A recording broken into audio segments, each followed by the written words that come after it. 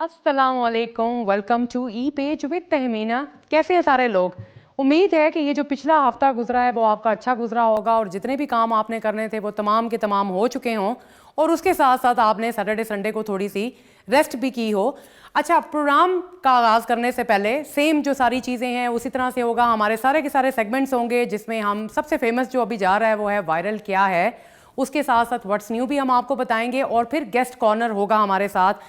आज की जो हमारी मेहमान हैं उनका तारुफ ये है कि जनरली जब हम कलर्स देखते हैं, वैसे कलर्स के बगैर ज़िंदगी मुझे लगता है कि बड़ी बेरंगी सी होती है, लेकिन ये होता है कि जो आर्टिस्ट माइंड होते हैं या क्रिएटिव होते हैं वो रंगों का एक इम्तज़ाज जो हम कहते हैं बड़ी खूबसूरत तरीके से कहते हैं और चीज़ों को एक बेहतरीन अंदाज में पेश करते हैं। अदरवाइज़ आपका काम जो है उस तरह से बेहतरीन लग भी नहीं सकता। तो इसी से आज हमारी गेस्ट का भी ताल्लुक़ है। आर्ट डायरेक्टर हैं, एक्टर भी हैं, पीएनसी में पढ़ाती भी हैं, फ़ायज़ा शाह होंगी आज हमारे साथ। उनसे भी आपकी मुलाकात कराएंगे, एक तो उनकी जर्नी के बारे में आपको बताएंगे और उसके साथ साथ उनका जो एक देखने का नज़रिया है, यानी हम जानने की कोशिश करेंगे कि आर्टिस्ट जो हैं वो किस तरह से चीज़ों को जो है इम्प्रूव करते हैं, इन्हेंस करते हैं, इंस्पिरेशन कहाँ से आती है, तो वो भी हमने आपको बताना है। उसके साथ साथ अहमर होंगे हमारे साथ आज हमने आलमगीर साहब को ट्रिब्यूट पेश करना है। उनको कौन नहीं जानता, तो उनके सॉन्ग्स भी वो आपको सुनवाएंगे एंड आई एम श्योर कि आप उसको भी इंजॉय करेंगे म्यूज़िक जंक्शन में। उसके साथ साथ जी जो हमारा एक नॉर्मल मैसेज देने की मैं कोशिश करती हूँ, मुझे एक मीडियम मिला तो मेरी कोशिश ये होती है कि एक थोड़ा सा पैगाम भी दे दिया जाए, और वो मेन चीज़ ये है कि खुश रहना सीखें। यानी मुस्कुराने में और हंसने में या खुश रहने में जो है इसमें कोई बुराई नहीं है, क्योंकि जो हंसना है या मुस्कुराहट है ये एक ऐसी करेंसी है जो कभी डी वैल्यू नहीं होती है।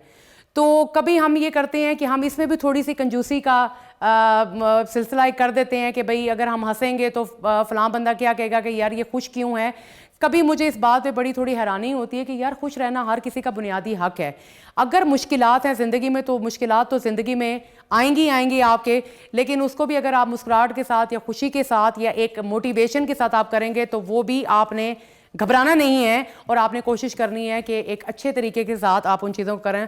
तो बाकी ਜਿਹੜੇ ਸਾਡੇ लोग हैं ਜਿਹੜੇ ਹੁਣ अपनी ज़ुबान पर भी थोड़ा जिहा आ जाने कि प्रोग्राम ना सेम साडा सिस्टम यही है, ठीक है। प्रोग्राम ने भी तुसा देखो, ठीक है ना, वायरल क्या है जी अस कॉन्ट्रोवर्सी शेयर करने गेस्ट कॉर्नर होसी असा ना फ़ायज़ा शाह नाल तुहाडी मुलाकात करासा। माशाअल्लाह तू बहुत ही ज़्यादा उन्होंने एक एक्सपीरियंस भी है आर्ट ने अंदर और अच्छे उन्होंने प्रोजेक्ट्स भी किए, उन्होंने तुहाडी मुलाकात करासा और थोड़ी जी कॉन्ट्रोवर्सी जड़ियाँ ना सनी हफ्ते नहीं वो भी उन्होंने शेयर करसा और बाकी वर्ड्स न्यू कि नया ताज़ा के है इस हफ्ते ना वो भी तुहानू दसा। उस तो इलावा अमर हुसन असाने नाल अमर नाल भी तुसानी मुलाकात करासा। आलमगीर साहब की अस आज ट्रिब्यूट पेश कर रहे हैं, उन्होंने अच्छे अच्छे गाने तुहानू सुनासा। और बाकी जड़ा मैं पैगाम भी दे रही सा कि खुश रहो, क्योंकि खुश रहना जड़ा है ना कोई इतनी बुरी गल नहीं है, बल्कि लोगों की ना देखो, ठीक है ना, कि यार लोग के कैसन लोग किसी हाल भी खुश नहीं रहने हैं। तो कोशिश करो कि अपनी ज़िंदगी अच्छे तरीके से गुजारो। तो हूँ असा चलने हैं अपने सैगमेंट की तरफ, क्योंकि मेरी गल्लां तो तुसा बोर हो सो, लेकिन अमर की तरफ चलने हैं और उन्होंने को असा थोड़ी जी गलबात भी करने, आलमगीर साहब ने बारे भी पूछने उन्होंने को और अच्छा अच्छा म्यूजिक भी सुनने हैं।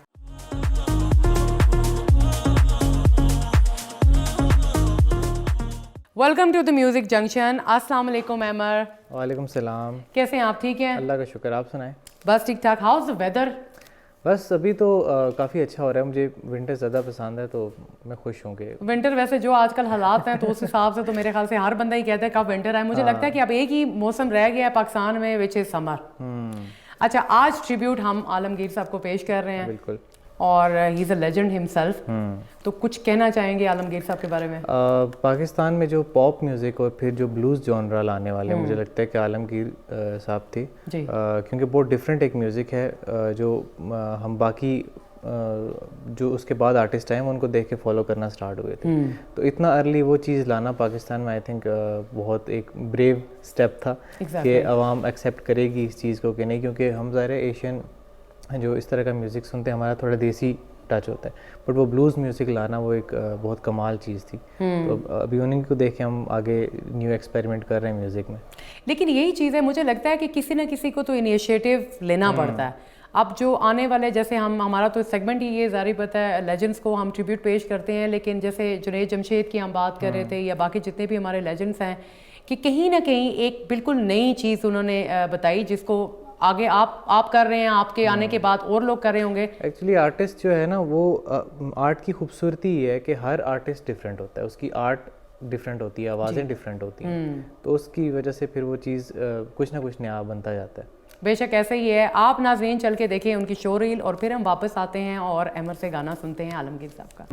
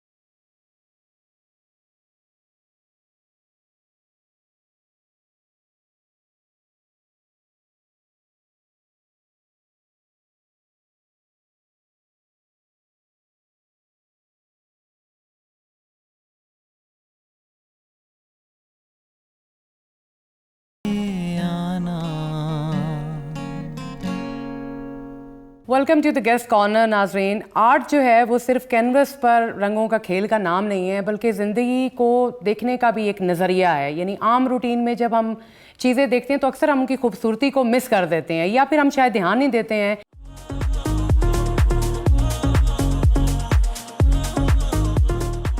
फ़ायज़ा शाह आज हमारी गेस्ट हैं हमारे साथ, और आज उनसे हमने ये पूछना है कि ये जो एक खूबसूरती है वो उसको किस नज़र से देखती हैं और बेसिकली इसको पोर्ट्रे कैसे करती हैं। तो अस्सलाम वालेकुम फ़ायज़ा। वालेकुम अस्सलाम। कैसी हैं आप? शुक्र अल्हम्दुलिल्लाह। Welcome to the show. Thank you. अच्छा, पहला सवाल तो मैं यही करूँगी कि जो एक आम आदमी, जैसे मुझे लगता है कि because as a art director आप जब कुछ चीज़ को देखती होंगी तो उसकी अंदर से भी एक जो सोल आपको फील होती होगी कि ये ऐसे हो जाए वैसे हो जाए। एक जो आर्ट डायरेक्टर होता है वो उसको कैसे देखता है? बिल्कुल ठीक कह रही हैं कि आर्टिस्ट जो होता है ना, क्रिएटिव जो भी बंदा होता है वो उसकी देखने की नज़र फ़र्क होती है। जो आम लेमैन है उससे बिल्कुल मुख्तलिफ होती है और हम लोग चीज़ को बिल्कुल डिफरेंट नज़र से देखते हैं जी। As far as camera involve जहाँ पे होता है तो वो ज़ाहिर है फिर कैमरे की आँख से जब देखा जाता है तो उन चीज़ों को भी मलहूज़े खातिर रखा जाता है। तो ये सिर्फ आपकी इंडिविजुअल आँख जो है वो ही नहीं, फिर उसमें टेक्निकल और मैकेनिकल चीज़ें भी सारी शामिल होती हैं जी। तो वो ज़ाहिर है तजर्बे के साथ, सीखने के साथ साथ आपको उसमें फिर महारत आती है।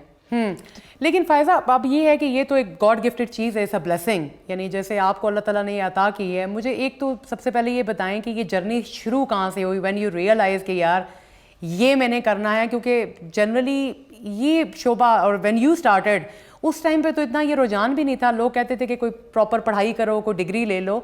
तो थोड़ा सा अपनी जर्नी के बारे में बताइए। एज यू सेड, आपने जो इंट्रोडक्शन करवाया था, बेसिकली मैं आर्टिस्ट हूँ और मेरे सफ़र का आगाज़ 2.5 साल की उम्र में हुआ। और वो मेरी बड़ी खुशकिस्मती कि मेरे पेरेंट्स ने मेरे इस चीज़ को नोट किया। मेरी वालदा ने मेरी चीज़ें संभाल के अभी तक रखी हुई हैं और वो सबूत 2.5 साल वाला भी मौजूद है कि ठीक बात है, गॉड गिफ्टेड होता है इंसान। तो जो ट्रेन के सफ़र में मैं जो देखती थी चीज़ें 2.5 साल की उम्र में, वो मैंने ट्रांसफ़र की कागज़ के ऊपर। कागज़ क्या, वो अम्मी की साड़ी का जो गत्ता था उसके ऊपर मैंने एक तस्वीर बनाई जो उस उम्र के लिए अभी मैं जब खुद भी देखती हूँ तो मैं हैरान होती हूँ कि वाकई ये बना ली। तो वहाँ से स्टार्ट हुआ है। एंड ऑफ कोर्स मैंने फिर बाद में पढ़ाई जो की अपनी मास्टर्स मैंने किया फाइन आर्ट्स में जी। उस वक्त तक भी बहुत ये समझा जाता था ये तो ऐसे ही शुगल मेला टाइप चीज़ है, एक हॉबी है। लेकिन मैंने उसी चीज़ से अपना करियर बनाया और मैं खुशकिस्मत रही इस हवाले से कि मैंने जिस चीज़ में पढ़ाई की वही मेरा जॉब भी रही, वही मेरी हॉबी भी रही, वो मेरा इंटरेस्ट भी रहा। 21 साल जो मैं न्यूयॉर्क में रही, मैं मेन स्ट्रीम जो वर्ल्ड रिनाउंड आर्टिस्ट हैं चार्ल्स फजीनो, उनकी एसोसिएट आर्टिस्ट हूँ। तो वहाँ पे मैं इसी अपने फ़न की बदौलत ही अपना सर्वाइवल किया। और फिर उसी की जो दूसरी ब्रांच ज़ाहिर है विजुअल आर्ट्स से आती है, तो मैं 94 से शोएब मंसूर साहब के साथ एसोसिएटेड हूँ। और उस वक्त जो मैंने उनके साथ चंद एक गाने किए थे सलमान अहमद के, और फिर अल्फा ब्रावो चार्ली, तो वहाँ से होते होते फिर फिल्म्स आई खुदा के लिए जी, बोल हो वरना जी, फिर अभी वो होल्ड पे है आसमान बोलेगा, वो रिलीज़ नहीं हुई है। लेकिन आप मतलब ये बिल्कुल सही बात है कि जब मैंने ये पढ़ाई की है तो उस वक्त फिल्म, स्टेज और टीवी के हवाले से एज सच कोई इंस्टीट्यूट में ये पढ़ाया नहीं जाता था। There was no such subject. ये सारा ऑन जॉब मैंने ट्रेनिंग ली और मैं इस लिहाज से बहुत खुशकिस्मत रही कि बहुत अच्छे अच्छे डायरेक्टर्स के साथ काम करने का मुझे एडवांटेज रहा। और फिर मेरी जो नज़र और कान हैं वो शोएब साहब ने ट्रेन कर दिए जी। तो वो बारीकियां जो है ना वो फिर पता चलती रही, जो अब मैं देखती हूँ कि वो अब जितना मैंने रगड़ा खाया उतना नहीं काम होता, लेकिन आप लाइमलाइट में एकदम से आ जाते हैं। एग्जैक्टली आई थिंक इसमें दो चीज़ें हैं जो अभी आप जिसके बारे में थोड़ा सा मैं पूछना भी चाहूँगी कि एक तो ये होता है कि जो आप आम ऑन द होल जनरल काम करते हैं as a painter, as a artist, और फिर जैसे अभी आपने इतने सारे प्रोजेक्ट्स किए हैं शोएब मंसूर साहब के साथ, और वो जो आपने कहा ना कि मेरे कान और उन्होंने वो ट्रेन कर दिए, तो मैं इसलिए भी जानना ये चाह रही थी कि जब एक डायरेक्टर आपको ये कहता है कि this is what I want, और अब आपकी एक परसेप्शन है कि आप कहते हो कि अच्छा इन्होंने मुझे ये बात की और इसको मैंने इस तरह से बनाना है, तो क्या वाकई वैसे हो जाता है या फिर बीच में कुछ ऐसे प्रॉब्लम्स आते हैं? नहीं, 100% तो कभी भी नहीं होता। लेकिन जब आपकी इतनी पुरानी एसोसिएशन है इस स्टेज पे या इससे पहले भी, जब मैं टेलीविज़न पे भी काम कर रही थी तो बहुत सारे बहुत अच्छे डायरेक्टर्स, प्रोड्यूसर्स के साथ काम करने का मौका मिला। तो वहाँ पे यही होता था, उस वक्त तो सिर्फ टेलीविज़न था जब मैं काम, पीटीवी था तो, और एनटीएम फिर बाद में आया। तो उस वक्त यही होता था कि सबसे पहले जो स्क्रिप्ट होता था किसी भी प्रोग्राम का, इट कुड बी म्यूजिक और इट कुड बी ड्रामा, तो वो सबसे पहले डिज़ाइनर के पास आता था। ठीक है। तो डिज़ाइनर उसको पढ़ के फिर वो कंसीव करता था आइडिया, एक इमेज क्रिएट, क्योंकि एज एन आर्टिस्ट आप वो सारा चीज़ जो अल्फाज हैं उनको विजुअलाइज कर रहे होते हैं, लेकिन फिर उसमें डायरेक्टर की भी एक मांग एक उनके होती है डिज़ायर कि भाई वो क्या चाहते हैं, वो किस तरह से, वहाँ पे बाज़ दफ़ा फिर आपको डिस्कशंस करनी होती हैं, आपको अपने आइडियाज़ एक्सचेंज करने होते हैं, और फिर जाहिर है जो कैप्टन ऑफ द शिप है आप उसको ओबे करेंगे, उसको फॉलो करेंगे, क्योंकि ये उसका बेबी है। आप उसमें अपनी कंट्रीब्यूशंस तो कर सकते हैं, कई दफ़ा इख्तलाफ भी हो जाता है, but you have to follow the captain of the ship then.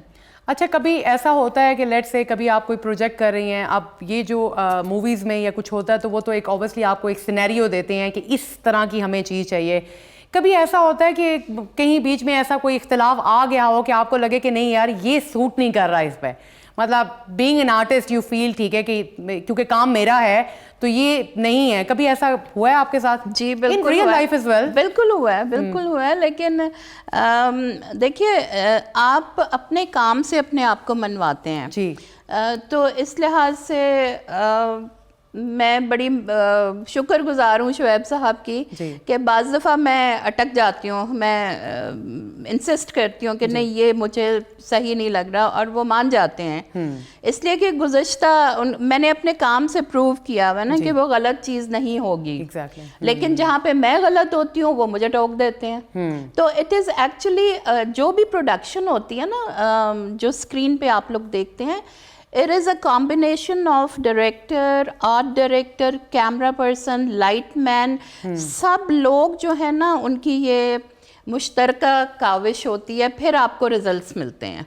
जी जी बिल्कुल आप सही कह रही हैं। अच्छा मुझे ये बताएं कि ये जितनी भी आपकी जर्नी है माशाल्लाह से इट्स अ लॉन्ग जर्नी, लेकिन मैं जानना चाह रही थी कि when you started in PTV, अब होता है ना कि अब तो इतनी एडवांसमेंट होगी कि हर तरफ से लोग ये कर रहे हैं, लेकिन उस टाइम पे चूँकि पीटीवी था, तो उस टाइम पे कभी कोई ऐसा इंसिडेंट आपको याद है कि कोई ऐसी चीज़ हुई हो, क्योंकि अब हर बंदा वो पीटीवी देख रहा है, कि कोई ऐसी चीज़ हुई हो कि जो आपको लगा हो कि यार ये नहीं होनी चाहिए थी, या कोई ऐसा इंसिडेंट आपको याद हो उस टाइम पे? It can be funny, it can be, अब इतना तो मुझे एग्जैक्टली याद नहीं है, बहुत सारे छोटी मोटी चीज़ें होती रहती थी, और उस वक्त जाहिर है इतनी ज़्यादा फैसिलिटीज़ भी नहीं थी, ना इतने मटेरियल्स थे, जो भी अवेलेबिलिटी होती थी उससे आपको जुगाड़ें लगा के आपने वो क्रिएट करना है, उसमें कारपेंटर्स, पेंटर्स सब इन्वॉल्व होते थे। एक दफ़ा मुझे याद है, एक मैंने सेट लगाया था, तो वो मेरे तो वहमो गुमान में भी नहीं था कि वो कुछ ना एक पार्टी है उसका झंडा बन गया था। तो अच्छा। वो सेट जो था इट वाज लाइक वो पूरा फैब्रिक का था सेट, ठीक है, जिस तरह इस एंड वॉल से शुरू के दूसरी वॉल से उधर का तो बड़ा स्टूडियो था, स्टूडियो बहुत बड़ा है, इस तरह के मेरे ख्याल 4-5 हों, तो वो पूरा जो था वो मैंने फैब्रिक का किया था। बट वो जब हुआ तो जो हमारे डायरेक्टर थे वो कहने लगे ये तो उसका झंडा है उस जमात का, ये तो बड़ा गड़बड़ हो जाएगी। तो फिर उस वक्त ना ऑन स्पॉट आपको उसको फिक्स करना होता है कि वो क्या किया जाए तो इसको ठीक है। फिर वो मैंने उसको फॉल बैक ऑप्शन हमेशा आपके पास होनी चाहिए, ठीक, whether you are a producer, director, actor, whatever, designer, तो इमीडिएटली आपने उसको फिर फिक्स करना है, और वो मैंने किया और वो ठीक हो गया। तो इस तरह की चीज़ें बहुत सारी हो जाती हैं। ज़ाहिर है आपको उस वक्त इतना तजर्बा भी नहीं होता, आप the more you work the more you learn. अच्छा फ़ाइज़ा, PNCA के बारे में बताइए, क्योंकि अब आपने जैसे कहा ना कि यू स्टार्टेड और उस टाइम पे इतना ज़्यादा लोगों को पता भी नहीं था, तो अब आप पढ़ा भी रही हैं, तो how the work experience is going? Pakistan national council of the arts PNCA जी, मुझे तकरीबन 5 साल हो गए, वहाँ मैं ड्राइंग और पेंटिंग के लेसन्स देती हूँ, और मुख्तलिफ एज ग्रुप के और मुख्तलिफ वॉक्स ऑफ लाइफ से मेरे पास आते हैं स्टूडेंट्स। और वही बात है कि कई मेरे पास ऐसे भी आए हैं जो अपनी जॉब से रिटायर होके इन देयर 70s वो आए हैं, और बिल्कुल अपोजिट फील्ड्स, बीइंग साइंटिस्ट। तो मैंने उनसे सवाल किया, बहुत सीनियर वो थे, मैंने कहा कि जी आप कैसे यहाँ पे आ गए, यहाँ पे भटकते हुए आर्ट क्लास में। तो उन्होंने मुझे कहा कि जो हम, मेरे ख्याल 90% बच्चों के साथ ये होता है, वो कहने लगे जी हमें हमेशा से आर्ट का कीड़ा था, लेकिन हमारे पेरेंट्स ने हमें पुश किया कि नहीं साइंस लेनी है और डॉक्टर बनना है। तो ये चीज़ इसलिए फिर अब मैं ये देखती हूँ ट्रेंड के बहुत आते हैं, बहुत टैलेंटेड भी हैं, और उनको मैं यही कन्विंस कर रही होती हूँ कि it is, you can make a career out of it. ये सिर्फ हॉबी नहीं है, it can be turned into a very good business, या it can be, it has its own position। आप इसको लाइटली मत लीजिए। जी जी, तो अब ट्रेंड चेंज हो रहा है। अच्छा फ़ाइज़ा, मैं पूछना चाह रही थी, खुदा के लिए उसमें आपने एक सॉन्ग पिक्चराइज किया नहीं थी ड्यूरिंग पिक्चराइजेशन, लेकिन जब स्क्रिप्ट पे ये सारा कुछ था तो उस वक्त जब डिस्कशंस हो रहे थे तो मैंने अपनी हम्बल सजेशन दी कि ये गाना जो है ये खुश्क पत्तों में और ख़ज़ां के मौसम में करें तो बहुत अच्छा इम्पैक्ट देगा। फिर वो आपने देख ही लिया। Obviously it was brilliant. अच्छा फ़ाइज़ा, थोड़ा सा मुझे ये भी बताइएगा कि अभी जैसे आप बात कर रही थी ये सारी जर्नी की, अब आप बाहर भी रह रही हैं, पढ़ा भी रही हैं, लेकिन जो मेन चीज़ आती है कि जो अभी बच्चे हैं, जिन जैसे आप, मेन चीज़ तो यही आती है कि आगे फ्यूचर क्या है, तो वो कैसे इसको अडॉप्ट कर सकते हैं, क्या उनको वे टू स्टार्ट बेसिकली कि ये करना है और फिर आप इसको आगे जाके एज अ करियर अडॉप्ट कर सकते हैं? एक तो ये कि आप में वो स्पार्क होना चाहिए, लगन होनी चाहिए। बहुत सारे स्टूडेंट्स ऐसे भी आते हैं कि वो जो 1 या 2 ड्राइंग्स करके वो कहते हैं हमने अब लियोनार्डो डा विंची बन जाना है। तो ऐसा नहीं होता ना।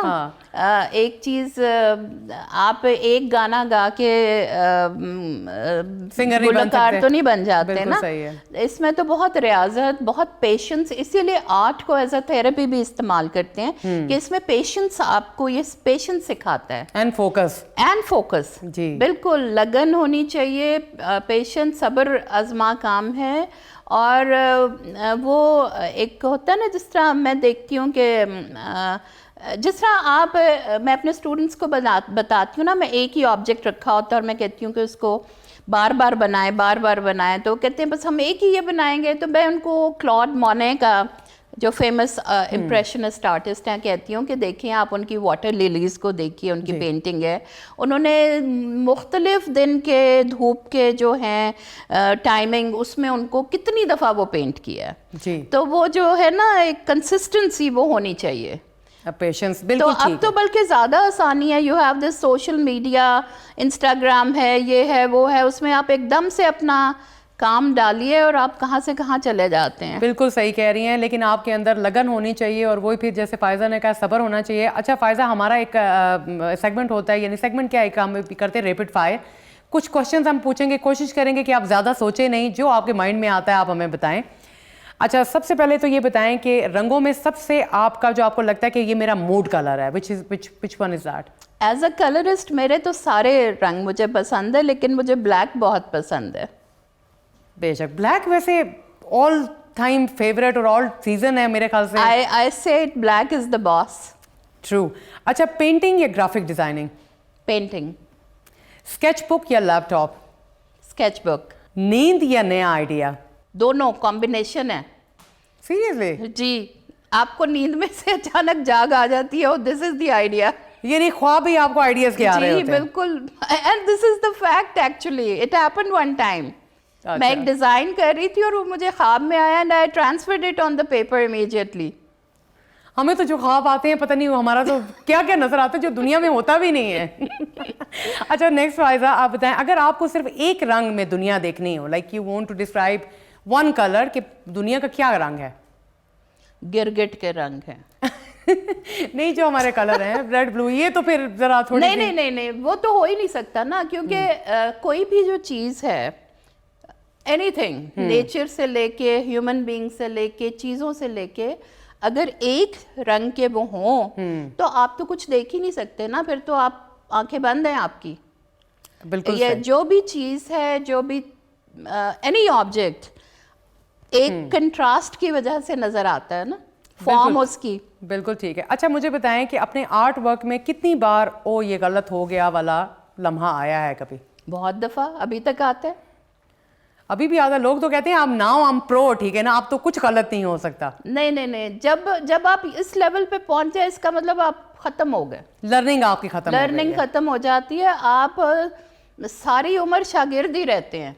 True. You have to keep this in mind. जहाँ पे आपके जहन में आ गया ना, अब आप मास्टर, अब आप उस्ताद हो गए हैं, फिर आपका वो चैप्टर क्लोज हो जाता है। वैसे ये आपने फ़ायज़ा की बात को नोट डाउन कर लेना है, क्योंकि मेरे ख्याल में जितने भी हम बड़े बड़े सक्सेसफुल लोगों को देखते हैं वो हमेशा ये कहते हैं कि जी अभी भी हम सीख रहे हैं, तो ये आपने माइंड में रखना है। वाकई ये बात से मैं एग्री करूँगी। अच्छा, मुझे बताएं कि सबसे ज़्यादा मुश्किल अगर कोई क्लाइंट आपको मिला हो, वो लो बजट वाला है या परफेक्शनिस्ट है या थोड़ा सा यू नो होते ना वहमी टाइप के लोग, कौन सा ऐसा क्लाइंट आपको ज़िंदगी में कभी मिला है? ये सारा कॉम्बिनेशन जो है हर क्लाइंट में होता है। अच्छा, ये सब में प्रॉब्लम नहीं, ये कॉम्बिनेशन है, ये सब में होता है। अच्छा, मैं लास्ट 2 क्वेश्चंस हैं कि अगर आर्ट को लफ्जों में आप बयान करें तो कैसे डिफाइन करेंगी आर्ट को? Art is life. Very true. अच्छा, एक लास्ट आपसे क्वेश्चन है, ठीक है, कि पसंदीदा पाकिस्तानी डिजाइनर? मैं खुद। That's true. अच्छा, नहीं, मैं सॉरी, मैं काट रही हूँ। मैं हमेशा ये कहती हूँ कि एक आर्टिस्ट और डिज़ाइनर के लिए ये बड़ी सख्त शर्मिंदगी का मुकाम है कि वो किसी और के डिज़ाइन करदा कपड़े या चीज़ें ले। नहीं, ये बिल्कुल ठीक है। एक तो अपने काम पे प्राउड फील करना चाहिए और दूसरा मेरे ख्याल से इंस्पिरेशन आप ले सकते हैं, ना कि आप उसको वो करें। आप खुद क्रिएट कीजिए, be a trend setter, be unique.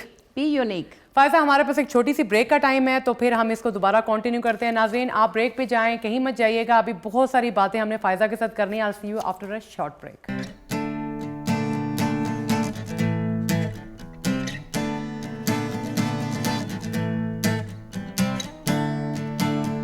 बातों से वेरी नाइस। फायजा, क्या कहेंगी आलमगीर साहब के साथ? आपने तो खैर काम भी किया है। आलमगीर साहब के साथ काम नहीं किया मैंने, लेकिन मैं क्योंकि वो अमेरिका में होते हैं, तो जब मैं भी अमेरिका में थी तो कुछ फंक्शंस में उनसे मुलाकात होती रही थी। और क्या बेहतरीन फ़नकार, बचपन से उनको सुन रहे हैं और जो उन्होंने ट्रेंड सेट किए हैं, अभी तक वो जो है उनका इम्प्रेशन है, और आपने बहुत अच्छा उनको ट्रिब्यूट दिया। यही मैं कहती हूँ ना कि वो उन्होंने कितनी डेडिकेशन और डिवोशन से और कितनी मेहनत से काम किया कि वो लॉन्ग लास्टिंग इफ़ेक्ट्स हैं। कुछ जो फनकार आते हैं, अनफॉर्चुनेटली उनको बरसाती मेंढक कहा जा सकता है जी, बिकॉज़ वो एक थोड़ा सा बरसात के मौसम में शुरू हुए, थोड़ा सा चला और फिर वो ख़त्म, उनको दोबारा आप जानते भी नहीं हैं। लेकिन जिन लोगों ने रियाजत की, जिन्होंने इतनी मेहनत की, वो आप देखिए अब जो मेरे ख्याल थर्ड जनरेशन होगी जो उनके गानों को गा रही होगी। बिल्कुल बिल्कुल सही कह रही है। मैं बल्कि अभी जब आप आलमगीर साहब की बात कर रही थी तो मैं आपसे नेक्स्ट यही पूछना चाह रही थी कि जैसे आपने आर्ट की बात की कि एक डेडिकेशन है, एक कंसिस्टेंसी है, उसके अलावा आपका एक कमिटमेंट भी होती है। कुछ लोग जल्दी कामयाब हो जाते हैं, कुछ लोगों को थोड़ा टाइम से लगता है। लेकिन शुरू में जब अमर से भी बात हो रही थी, मेरी तो यही बात हो रही थी कि आप देखें, अगर उन्होंने इतना मेहनत की है तो आज आप गा रहे हैं, आपके बाद आने वाले गाएंगे, तो बहुत अच्छा। अब हमारा फायजा एक सेगमेंट है जिसमें हम कहते हैं वायरल क्या है, कॉन्ट्रोवर्सीज।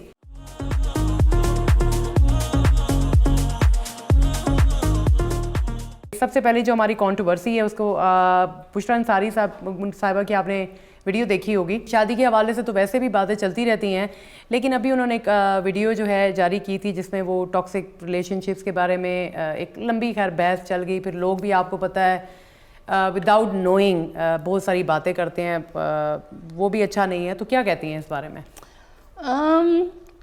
एक्चुअली बात यह है कि अगर मैं अपने बचपन में देखूँ ना, जो फिल्म्स के सितारे होते थे जी, जितने भी, आप देखिए कि वो लोग, उनके मुतालिक हम लोग ज़्यादा नहीं जानते थे। उनको बस जो हमने फिल्म में देख लिया, जो स्क्रीन पे नज़र, वही। ना वो कभी अपनी बात करते थे, ना अपनी ज़ात की बात करते थे, ना अपने ख़ानदान की बात करते थे। They were focused for their acting career only. और बल्कि जो देखने वाले होते थे वो हमेशा क्यूरियस होते थे, कौन क्या कर रहे, but they never ever spoke about their personal lives, या वो उनका सारा ध्यान होता था अपने काम की तरफ। अब ये ट्रेंड चल निकला है कि आप मैं ये समझती हूँ कि जो आपका काम है ना, उसको सामने आना चाहिए, रादर देन आपके पर्सनल बातें, फैमिली के ये वो कंट्रोवर्सीज। आपको आपके काम के हवाले से जाने जाना ज़्यादा इज्जत है उसमें, ना कि आप किसी के मुतालिक क्या ख्याल रखते हैं, या आपके साथ क्या हो गया, या क्यों हो गया, या किसी ने क्या किया। आई थिंक वो बहुत, ये तो बड़ी पर्सनल सी चीज़ें होती हैं ना। तो आप जो इवन आपके घर के बंदे भी, जो आपकी पर्सनल राय है या चीज़ है, वो भी उससे एग्री नहीं करते। तो ये आपका बहुत पर्सनल चीज़ होती है, तो इसको अपने तक ही महदूद रखना चाहिए। बट आई गेस ये सारा ये ट्रेंड ही अब बन गया है। नहीं, बड़ी खूबसूरत आपने बात की है फ़ायज़ा, क्योंकि ये फैक्ट है कि पब्लिक आप हैं, यानी एक पब्लिक फिगर हैं आप, लेकिन पब्लिक फिगर का काम से रिलेटेड, चले शादी हो गई, बच्चे हो गए, वो भी चलो मैं समझ सकती हूँ कि यार लोगों को पता चल रहा है। लेकिन जब आप अपने पर्सनल घरेलू मैटर्स के, ये डिवोर्स हो रही है, ये बच्चे छोड़ के जा रहे हैं, और फिर उसके बाद आप ये कहें कि ये इस बारे में क्यों बात करें। हाँ, आपकी ओपिनियन होनी चाहिए, आप किसी भी उसके बारे में बात कर रहे हैं, लेकिन आई थिंक फिर ये there is no end to it. Tameena, यहाँ पे मैं I am not specifically talking about Bushra Ansari sahiba because you had put her name in the question. मैं ऑन द होल बात कर रही हूँ, और आप जो ओपिनियन की बात भी कर रही हैं ना, मेरा ओपिनियन भी कोई राय मतलब उसकी अहमियत नहीं है, बिकॉज हमें क्या पता अगले के साथ क्या हुआ है। जो उसने पर्सनली एक्सपीरियंस किया है वही बेहतर जानेगा ना। तो हम XYZ हैं, हम लोग क्यों किसी का ओपिनियन जनरेट करें, या हम क्यों राय दें अपनी। बिल्कुल सही कह रही हैं। अच्छा, नेक्स्ट फायदा जो है, आपने शायद देखा भी हो, सुना भी, कि उस्मान मुख्तार जो हैं वो सोशल मीडिया पे बहुत फिर रिड्यूस भी कर लिया था, तो that's not a big deal. बस ये you never know, पता नहीं कितना बड़ा प्रोजेक्ट उनको मिला है जिसके लिए उनको वजन बढ़ाने के लिए कहा गया हो। जी बिल्कुल सही। और अगर नहीं भी कहा गया तो अच्छा खा रहे हैं, तो let him enjoy. I think behind the curtains भी कभी कोई स्टोरी सोच लिया करें ना, कि सिर्फ एक चीज़ देख के, और वो भी आप उसको करते हैं। बिल्कुल सही कहा। अच्छा, सेकंड है सबा कमर और उस्मान मुख्तार का, तो क्या कहती हैं कि ये इस तरह के ड्रामास बनने चाहिए, या आर वी गेटिंग प्रोग्रेसिव, या हम आई डोंट नो, क्या आपकी क्या राय है इस बारे में? देखिए, जब मैं पाकिस्तान टेलीविज़न में काम कर रही थी ना, तो जाहिर है बहुत सारे डायरेक्टर साहिबान के साथ काम करने का मौका मिला, और जो हमें सिखाया गया और जो हम ऑब्ज़र्व करते थे, तो वो कहते थे कि आपके अंदर एक सेंसरशिप बोर्ड बैठा होना चाहिए आपका अंदर से, ठीक है। फिर उसमें बहुत सारी चीज़ें आ जाती हैं, आपका मुआशरा आ जाता है, आपका सोशल सेटअप आ जाता है, आपके नॉर्म्स आ जाते हैं, उसके मुताबिक फिर आप उसको चीज़ को प्रोड्यूस करें। जी। ये और बात है कि अब तो everything is at the palm of your hand. आप दुनिया की हर किस्म की फिल्म देख सकते हैं, हर किस्म का ड्रामा देख सकते हैं, लेकिन अब हमारे ड्रामों को ना थोड़ा सा ज़रा निकलना चाहिए वो टिपिकल और जनानी मर्द के रिलेशन और ये और वो, यू नो, लाइक कोई और टॉपिक्स भी लाएं। और ये जो आप स्पेसिफिक बात कर रही हैं, अभी ये हुआ है, in next couple of years, और ये हो सकता है इससे भी ज़्यादा हो जाए चीज़। जी। तो अब तो आपके पास इतनी चॉइसेस हैं, just switch the channel, that's it. सही कहा है आपने, बिल्कुल सही कहा है आपने। अच्छा, मिसेस खान की भी शायद आपने वीडियो देखी होगी। वैसे तो कुछ अरसे से वो अक्सर कुछ अरसे के बाद वो वायरल हो जाती हैं इस तरह की बातें करके। खैर, मुझे ये भी समझ नहीं आती कि क्या प्रॉब्लम है। You know, not all working women basically, वो ये नहीं कि वो हस्बैंड को रोटी नहीं बना के देती, या आई थिंक हमें तो, मेरा ख्याल है कि हम तो अपने हस्बैंड से हर तरह की बात करते हैं। कभी कहते हैं नहीं दिल कर रहा, सर में दर्द है, या थकावट हो रही है, तो वो हमारे तो मियाँ खुद भी कुछ कर देते हैं। अब ये जो उनकी फिर दोबारा से वायरल हुई है स्टेटमेंट, एक अजीब सी है, क्या लगता है आपको ये? मैं तो देखती नहीं हूँ, लेकिन ये कि मुझे बताया गया और फिर मैंने उसको ओपन करके देखा है, तो मुझे ये फील होता है, और मैं सोचती हूँ कि मुझे भी इस तरह करना चाहिए कि कोई ऐसी कंट्रोवर्शियल बयान जारी कर दो कि फिर आप वायरल हो जाएं। जी, आजकल तो यही वैसे हो रहा है कि if you want to get viral, तो कुछ उल्टा सीधा बोलें तो आप वायरल ही बोल दें, ताकि आप वो एक जो है ना वबाई मर्ज की तरह वायरल हो जाएं। सही। This is what I have to say. कई दफ़ा जब आपकी मवाद ख़त्म हो जाता है ना, आपकी क्रिएटिविटी का या कुछ, तो फिर आप सोचते हैं हूं की करिए। सही कह रही हैं। लाइमलाइट में कैसे रहें हम, लाइमलाइट में कैसे रहें, उसके लिए आपको कुछ भी करना पड़े। तो फायदा जाने से पहले थैंक यू सो मच, आपका बहुत बहुत शुक्रिया, आपने टाइम दिया। लेकिन मैं चाहूँगी कि यूथ को, और सिर्फ यूथ को नहीं, मेरे ख्याल से सबके लिए आप कोई पैगाम देना चाहें तो प्लीज़। मैं इसी जो हमने अभी टॉपिक ख़त्म किया है उसी को एक छोटे से उस पे मिसरे पे ख़त्म करती हूँ कि बदनाम ना होंगे तो क्या नाम ना होगा। और यूथ के लिए यही मैं कहूँगी कि पेशेंस एंड हार्ड वर्क। आप हर चीज़ को अपने मोबाइल फ़ोन का कीपैड या वो ना समझिए कि ये क्लिक किया ये हो जाएगा, ये क्लिक किया ये हो जाएगा, या आप अपने नोट पैड पर ये कर लेंगे, नहीं। अगर you have to go through that process, तभी आप कुंदन बनते हैं। बिल्कुल सही। सो नाइस ऑफ फायज़ा, आपके साथ वाकई वक्त का पता नहीं चला है। Thank you so much to be on the part of the show. और नाज़रीन, अब हम जाएंगे एक छोटे से ब्रेक की तरफ, तो आप मत जाइएगा क्योंकि व्हाट्स न्यू और फिर एमर के गाने भी अभी रहते हैं, तो I see you after a short break. Welcome back नाज़रीन, अब आपको अपने सेगमेंट जिसका नाम है व्हाट्स न्यू, तो उसके बारे तरफ लेके चलते हैं। और आज हमारे पास एक वीडियो जो है वो है प्यार क्यों बनाया। न्यू सॉन्ग है निहाल नसीम का, और गाने की जो वीडियो हमने थोड़ी देखी तो थोड़ा दुखी है, लेकिन आई एम श्योर कि वो दुखी नहीं होंगी। लेकिन कभी कभार सॉन्ग्स जो है कुछ आर्टिस्ट बना देते हैं। वैसे अब मैं चाहती हूँ कि वैसे तो मैं एमर से भी पूछूंगी कि ये आर्टिस्ट दुखी गाने क्यों बनाते हैं, लेकिन ये हम जो है वीडियो के बाद वो करेंगे। लेकिन वीडियो उनकी दिखाने से पहले आपको एक और चीज़ भी बता दूँ कि जब निहाल जो है चाइल्ड आर्टिस्ट थे और जब अपना उन्होंने करियर अपना स्टार्ट किया था तो वो K2 के शो पे अपेयर हुई थी when she started her journey. और उसके साथ साथ अभी माशाल्लाह से K2 के पास ये एक मुझे लगता है कि एजाज़ है कि जितने भी माशाल्लाह आज बड़े बड़े स्टार्स हैं, आर्टिस्ट हैं किसी भी फील्ड में, तो K2 TV ने हमेशा सबको मौका दिया है। होता है ना कि आम चैनल्स जो हैं वो यही करते हैं कि जो फेमस है उसको ले दें, लेकिन सारों का मैं नहीं कह रही खैर, लेकिन K2 TV को ये एजाज़ और ये उनको क्रेडिट जाता है, ठीक है, कि वो हमेशा नए टैलेंट को प्रमोट करते हैं अपने हर प्रोग्राम के थ्रू और हर ज़बान में। तो मैं चाहती हूँ कि हम एमर के साथ इस बारे में डिस्कस करेंगे, लेकिन पहले जाके आप वीडियो देखें और फिर वीडियो के बाद हम इसके बारे में थोड़ा सा प्रचार करते हैं। वेलकम बैक नाज़रीन, आपने वीडियो देखी और आई एम श्योर कि एंजॉय भी की होगी। एमर ज़रा मुझे बताना कि ये जो आपकी तरह के सिंगर्स और आर्टिस्ट होते हैं, ये दुखी गाने क्यों बनाते हैं? एक्चुअली आर्ट का दुख से बहुत गहरा रिश्ता है। आर्ट दुख के बगैर आप इतनी शाइन नहीं करती, मुझे लगता है। मैंने ये तो सुना है कि मोहब्बत करना ज़रूरी है ताकि आपकी आवाज़ में दर्द आ जाए, लेकिन ये अब आपने नहीं एक वो कर दी है। हाँ नहीं, ऑनेस्टली दुख बहुत ज़रूरी है आपकी आर्ट को ज़िंदा रखने के लिए। आई थिंक आपको, क्योंकि हमेशा आप खुश रहें तो आई थिंक वो एक इमोशन में नहीं रह सकता बंदा। दुख, जहाँ तक मैं अगर अपनी बात करूँ तो दुख जो है ना मुझे झंझोड़ता है आर्ट के लिए। मैं जब भी सैड होता हूँ तो मैं बहुत अच्छे गाने बनाता हूँ।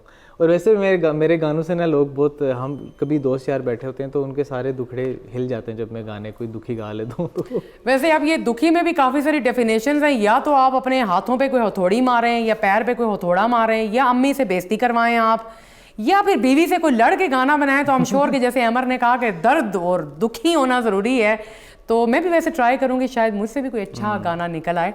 अच्छा नाज़रीन, अब हम पढ़ते हैं अपने लास्ट डब्बे की तरफ, हमारा लेटर बॉक्स। लेकिन आज मैं चाह रही थी कि अमर, वैसे तो माशाल्लाह आपका लास्ट प्रोग्राम भी बड़ा अच्छा गया, तो मैं चाह रही थी कि आप भी थोड़ा सा इसमें वो करें। तो नाज़रीन, हम जाते हैं अपने डब्बे की तरफ और फिर इसको थोड़ा मिलजुल के हम पढ़ते हैं। और ये आ गई हमारी टोकरी। अच्छा नाज़रीन, वैसे तो ये है कि चले ये तो हम अभी पढ़ ही रहे हैं, लेकिन वैसे भी जो लोग हमारा शो देखते भी हैं उनका भी शुक्रिया, और जो भेजते हैं उनका तो डबल शुक्रिया। लेकिन ये कि सो नाइस ऑफ यू। अच्छा, अब हम इसको आधे करते हैं। बिल्कुल। और भी दे रही हूँ 4 हो गए। फिर लोग कहेंगे कि अदल से काम नहीं लेती, इंसाफ से काम नहीं लेती। तो अब आप पहले एक पढ़ें और फिर एक मैं पढ़ती हूँ।